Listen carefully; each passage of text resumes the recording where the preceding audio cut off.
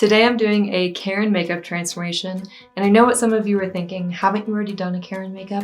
Yes, however, I have a new studio space and I have new techniques to bring to the table, so I wanted to do another one. It's getting spookier, we're gearing up for spooky season, so I thought this would be a fun thing to add to the lineup.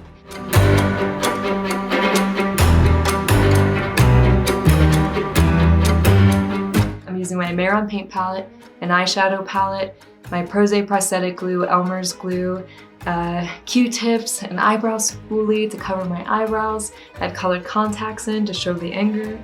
I have colored hairspray and potentially my airbrush machine.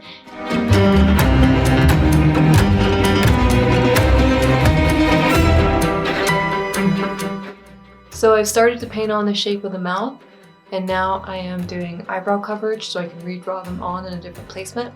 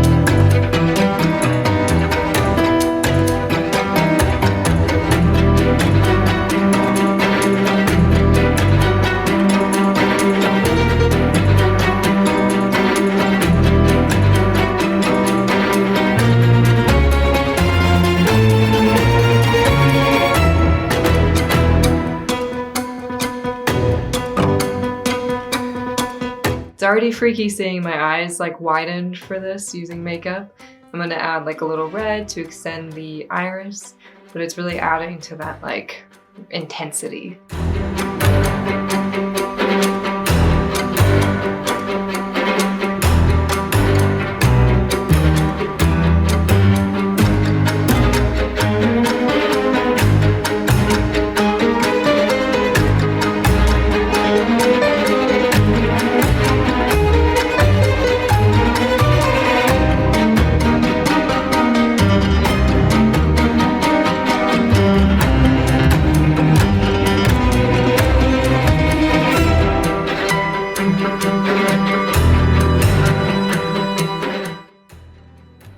Thank you so much for tuning in. It's really funny when I talk because obviously I have multiple sets of teeth at that point.